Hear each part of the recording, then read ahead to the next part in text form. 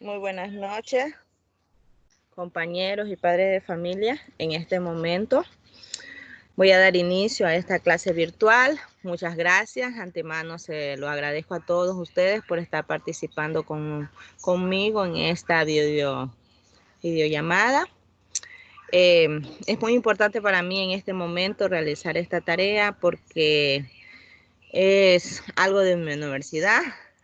Les agradezco tanto a compañero Solís como a señora Tania, a Thais y a Julio por esta noche ayudarme a hacer esta clase. Se trata del tema que le voy a impartir en este momento, se trata de las dificultades de aprendizaje en lenguaje, en lectura, escritura y matemática. Es un problema que ahora se está manifestando muchísimo. Bueno, no es desde ahora. Ya hace de mucho tiempo viene dándose este problema. Quizás antes no se le prestaba la debida importancia del caso, pues ahora sí. Ahora le damos más importancia a las necesidades especiales que tengan nuestros niños. Y en este momento les voy a hablar sobre las características.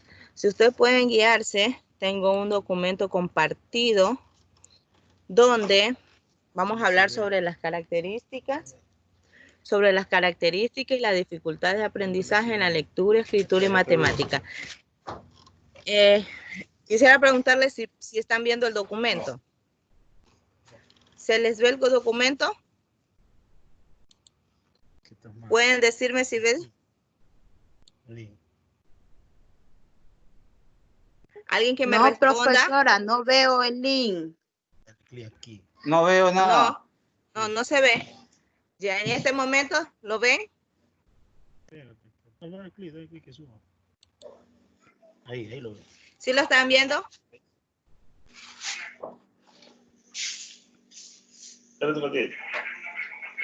Sí. ¿Alguien que se manifieste? ¿Sí?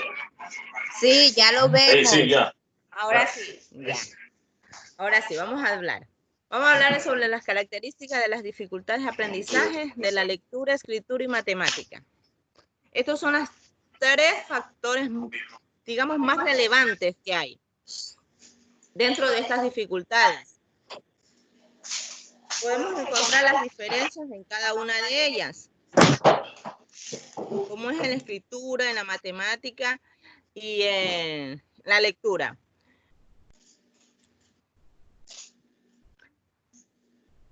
En esta práctica docente que yo estoy impartiendo en este momento, me he topado con muchos problemas. He visto muchas falencias de estudiantes que tienen estos problemas, estas dificultades de aprendizaje, que es quizás muy común verla desde los grados más inferiores hasta los grados más superiores, porque desde la escuela hasta el colegio, aún en la actualidad, siguen habiendo estas pequeñas dificultades. Entonces, vamos a ver para los padres de familia, quizás no es, digamos, no lo llaman como un problema, como una dificultad que sus hijos tengan. Quizás ellos piensan que quizás sus hijos no le prestan atención, quizás están lentos o porque son un poco distraídos. Bueno, nosotros como padres le ponemos muchas excusas ante una realidad evidente, que es un problema que si no se trata a tiempo, pueden llegar a consecuencias un poquito más dificultosas a nuestra edad ya pertinente. Como ustedes pueden ver en esta imagen de la lectura, el retraso es un desarrollo del lenguaje fonológico y deficiencia de vocabulario. O sea, cuando nuestros hijos no pueden pronunciar ciertas palabras, pensamos que es porque quizás tienen algún problema en su lengua, nos ponemos miles de excusas, pero nunca llegamos a una conclusión que quizás están teniendo una dificultad en su aprendizaje. Quizás a veces le echamos la culpa a los profesores y dicen, no, es que el profesor no le explica bien, no, es que el profesor quizás le faltó enseñarle más semanas esta letra y por eso los niños quedan con esa falencia. No es así. No es así. Nosotros como docentes estamos preparándonos y los que ya son licenciados, están preparados para enseñarle a nuestros hijos desde pequeña edad letras, números, a que ellos vayan aprendiendo a leer. Todo ese proceso de aprendizaje, ellos lo van viendo desde la escuela y es desde allí donde nosotros tenemos que darnos cuenta los problemas que ellos están aquejando. Una pregunta que tenga que hacerme, una experiencia personal que tengan que decirnos, que contarnos, estoy presta a escucharlos. Manda, ya te envié la foto. Revísalas bien, que ya las envié. Aquí ya me sale enviada. Yo no sé. ¿Alguien que quiera hacerme una pregunta hasta allí?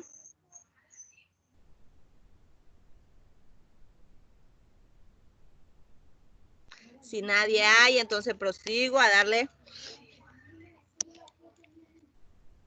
la demás dificultad que tenemos, que es en la escritura. En la escritura, lo digo yo por experiencia propia, yo he tenido muchos problemas en esta área con mi hija. Mi hija tiene bastantes problemas lo que es en la escritura. Desde pequeña siempre tuvo ese problema, no me podía escribir bien y yo al principio no lo entendía. Yo decía, no, es que lo que pasa es que no pones de tu esfuerzo. Bueno, le buscaba muchas excusas.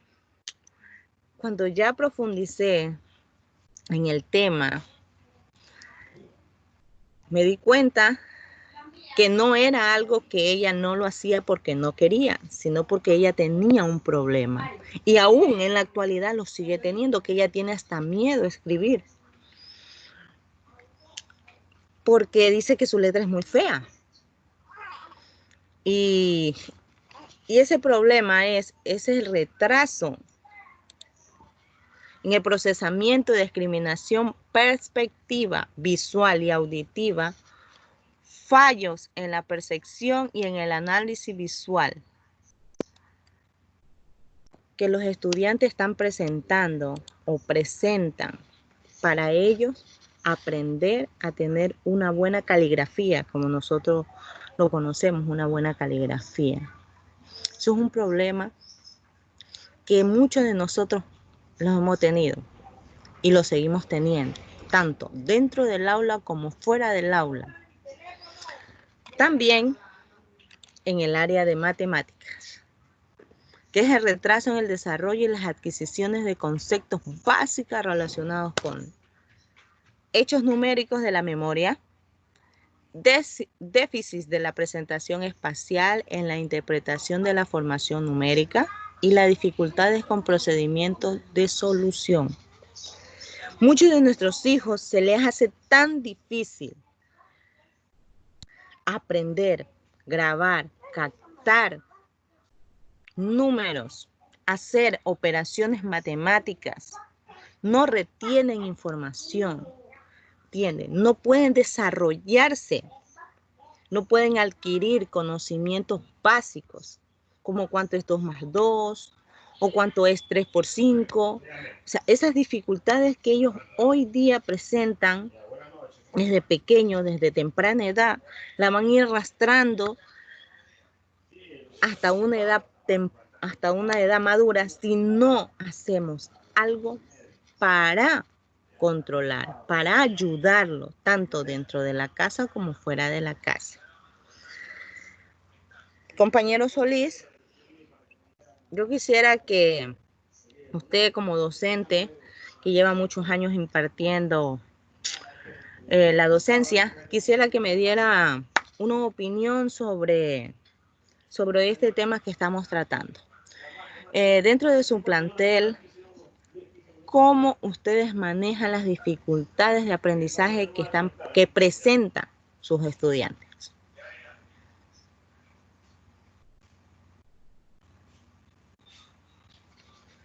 ¿Se encuentran por allí? No escucho a nadie. Bueno, muy buenas noches.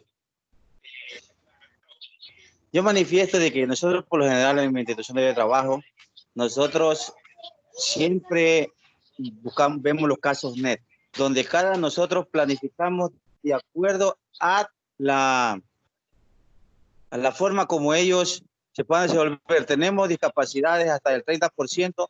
A veces nosotros tenemos que trabajar con un alumno desde segundo de básica, aunque esté en primero, segundo o tercero de bachillerato. ¿Por qué? Porque tenemos que adaptarlo de acuerdo a la capacidad de lo que él puede dar, porque no podemos excedernos en lo que no puede hacerlo. Ya. Eso. Habemos también casos de que los docentes anteriormente exigíamos muchas cosas para que el alumno exigíamos para que el alumno aprendiera, pero ahora habemos docentes o hay docentes que solamente creen terminar el programa y no les importa si el alumno entendió o no entendió, cuando eso es algo ilógico. Siempre es dar lo primordial para que el alumno recete, capte, y eso le sirve en la vida diaria, no solamente llenarlo de contenido, y no hacemos absolutamente nada para que el alumno haga algo de bien. Sí, eso lo puede manifestar. Ya. Compañero, una pregunta. ¿Usted qué cursos o qué grado imparte? ¿Usted se ha presentado con estas dificultades? ¿Ha tenido estudiantes con estas dificultades? ¿Cuál ha sido, digamos, la estrategia o el método que usted ha utilizado para ayudar a este estudiante con estas dificultades de aprendizaje? El año pasado, en segundo de bachillerato, me tocó planificar para un alumno de segundo de básica que estaba en tercero de bachillerato. Entonces, de acuerdo, nos toca planificar de la siguiente manera. Este año yo siempre trabajo desde primero, segundo y tercero bachillerato. Y paso la asignatura de cultura física. Pero normalmente igual hay que planificar de acuerdo a la capacidad de ellos. Ya. Muchas gracias, compañero, por su acotación. Muy importante y relevante, como dice el compañero, hay que planificar. Porque si ya ya tenemos problemas en dificultades de aprendizaje con los estudiantes en este tipo de área, tenemos que planificar para darle una buena enseñanza o hacer una buena retroalimentación de los espacios vacíos que quizás le hayan quedado en toda su etapa educativa. ¿Alguna mamita? Ahí tengo a Amanda, tengo a Tania. ¿Alguna mamita que nos dé alguna acotación, alguna experiencia, alguna anécdota acerca del tema a tratar?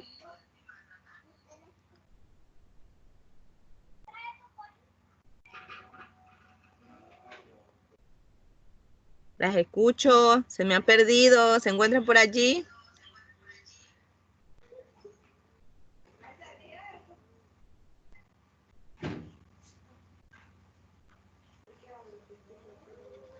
¿Aló? ¿Se encuentran por allí?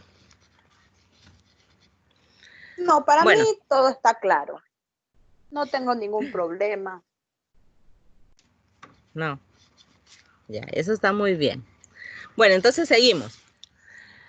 Acabamos de ver las diferencias. Ahora vamos a ver las características que involucran a estas tres áreas, donde tenemos los retrasos que se cifran entre 2 y 4 años. O sea, esos son las edades más probables, donde esta dificultad atacan, porque no le atacan a estudiantes de la básica, de bachillerato, no. Esto viene arrastrándose desde que el niño tiene de 2 a 4 años. Es de allí donde nosotros como docentes tenemos que tener toda esta metodología para poder llegar a esos estudiantes y nos aprendan. Y si en ese momento vemos que están presentando una dificultad de aprendizaje, tenemos que dar todo lo mejor de nosotros para que esos estudiantes salgan de ese proceso, ¿ya? Y adquieran nuevos conocimientos. No significa que los conocimientos que estén adquiriendo no sean los buenos, no, sino que tenemos que prestarle mucha más atención a estos estudiantes que están presentando más dificultades para que ellos superen, ¿ya? Para que ellos no se queden allí estancados y vayan arrastreando todo este problema de aprendizaje desde su corta edad a una edad prudente, como lo he venido diciendo, ¿ya? Todo esto afecta muchísimo en el ámbito escolar, muchísimo. Y siempre van a atacar lo que es la lectura, las escrituras y la matemática, porque esas son las tres bases más importantes del aprendizaje. Porque si aprendemos a leer, aprendemos a escribir y aprendemos a razonar, podemos alcanzar la base de la educación.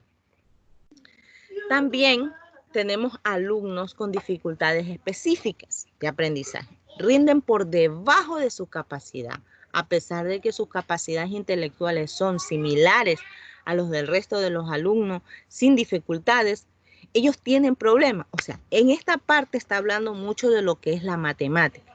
La matemática tú podrás saber leer, podrás saber escribir correctamente, pero, y eso no te hace que tú eres una persona que tienes discapacidad, no, o que tienes dificultad, no, porque la matemática es algo más mental, es algo más rápido de razonar. A diferencia de la a diferencia de la lectura, de la escritura, a la cual tú llevas un proceso donde vas aprendiendo letra por letra, fonema por fonema, sílaba por sílaba, para que allí llegues a aprender a leer. En cambio, la matemática es algo más mental, es algo más rápido, es algo que tú tienes que razonar cuánto es 1 más 1, que ya debes saber que es 2. Entonces, todas esas características son las que nosotros como padres de familia tenemos y como maestros tenemos que darnos cuenta de la falencia que estén teniendo nuestros estudiantes. Si un estudiante no puede razonar rápidamente hacia una cantidad, hacia una suma, hacia una resta, entonces significa que está teniendo problemas, ¿ya? También tenemos retrasos en el desarrollo neuropsicológico que afectan áreas cerebrales encargadas del procesamiento verbal, no verbal y ejecutivo. ¿A qué se trata eso? Cuando habla algo neuropsicológico, porque hay estudiantes que ellos mismos se enfrascan en yo no puedo, yo no puedo, yo no puedo, y no pueden hablar, no pueden escribir y no pueden razonar, porque ellos directamente como dice el otro, se encanjulan, o sea, se meten en una etapa donde ellos dicen, es que no entiendo, y si no entiendo, no sé. Y no, eso lleva a que el estudiante desde pequeño, desde los 2 años, aquí, como lo especifica, que desde los 2 años, 3 años, 4 años, ellos no pueden razonar. Entonces, nosotros cuando tenemos un niño pequeño, nosotros tenemos que enseñarle lo básico, como siempre, las vocales, que eso es lo primero que nosotros les enseñamos a nuestros hijos. Entonces, comenzamos por las vocales, comenzamos por los números del 1 al 10, y los niños comienzan a razonar, comienzan a decir 1, 2, 3, 4, pero no los conocen. Entonces, nuestro proceso como docente y como padre de familia, lo que tenemos que hacer es que estas dificultades que a nuestros hijos estemos viendo, que estén presentando, tratarlas a tiempo. No esperar un tiempo que quizás ya no se pueden hacer nada. He visto estudiantes con estos problemas. Realizando mis prácticas profesionales me he dado cuenta de muchos problemas que han presentado los estudiantes, que presentan estudiantes que están en segundo o tercero, como dijo el compañero Solís, que tuvo que hacer el año pasado una adaptación para un estudiante de tercero de bachillerato. He visto que tienen esas falencias, que a veces hasta no pueden ni hablar del miedo que a veces tienen de expresarse, que a veces viven cohibidos, porque piensan que si hablan o si escriben o si les toca hacer una suma, una operación matemática en el pizarrón, se les van a burlar. Entonces, es algo que como docentes debemos de ir quitando, de ir superando. Y yo los invito a todos ustedes a reflexionar un poquito, tanto como docentes como padres de familia. Como padre de familia, no echarle solamente la culpa al docente. No solamente decir, ¿sabe qué? Es que el docente no le explica, el docente no sabe. No. Porque nosotros como madre y como padres desde el hogar nos damos cuenta de todas las pequeñas cosas que están pasando con nuestros hijos, de cómo va evolucionando su entendimiento desde pequeños, desde los 2, 4 años que aún no ingresan dentro de una institución educativa.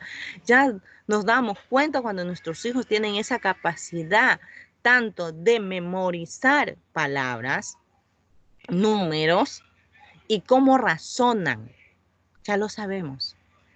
Entonces, cuando los niños entran, van a topar a una institución, van a topar ese implemento, ¿entiendes? Esa ayuda, ese refuerzo, ¿ya? Esa guía que necesitan. Entonces, yo los invito, así como dicen estas frases que me gustaron muchísimo, porque como hemos podido ver, ninguna de estas dificultades excluye a la otra. O sea, ninguna podemos decir que es superior o que es menor o que no es que es porque mi hijo sabe matemática muy bien, no importa que no sepa leer. No, a todas hay que ponerle importancia, a todas, ¿ya? Porque todas estas dificultades que nuestros hijos estén presentando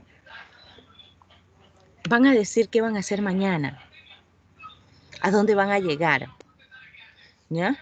Entonces, muchas gracias. Espero que me hayan entendido.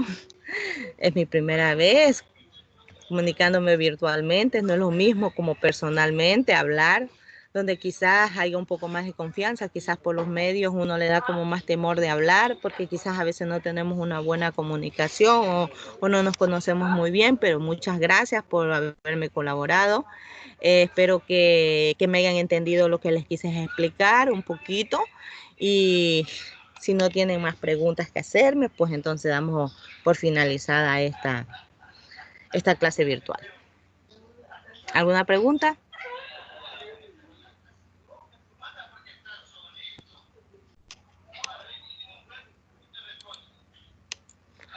¿Alguna pregunta que tengan que hacerme?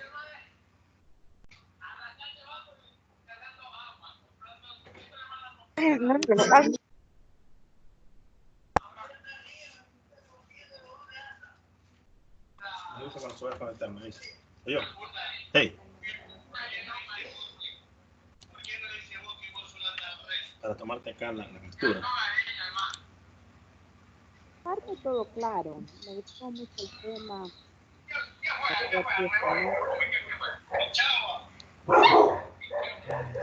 Muchas gracias, Amanda, muchas gracias. Espero que haya llenado su expectativa. Fue algo muy poco. Quizás no me faltaron muchas cosas como expresarme, pero bueno, así se comienza experimentando cada día. Y para mí también fue un gusto y un placer comunicarme con ustedes y que ustedes me ayudaran en este proceso. Antemano se les queda muy agradecido. Esperemos que quizás para próximas clases pues también me puedan ayudar. Muchas gracias a todos y si no tienen más nada que preguntarme, pues entonces damos por finalizada esta clase. Pero antes de todo, por favor, todos enciendan sus cámaras para poderle tomar una fotito.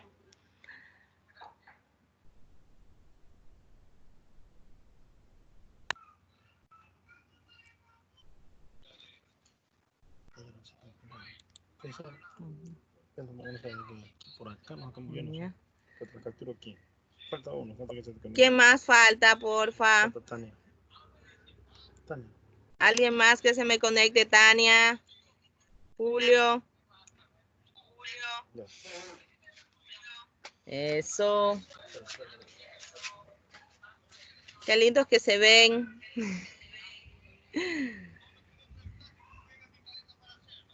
Muchas gracias. Espérense un ratitito, espérense un momentito para poderles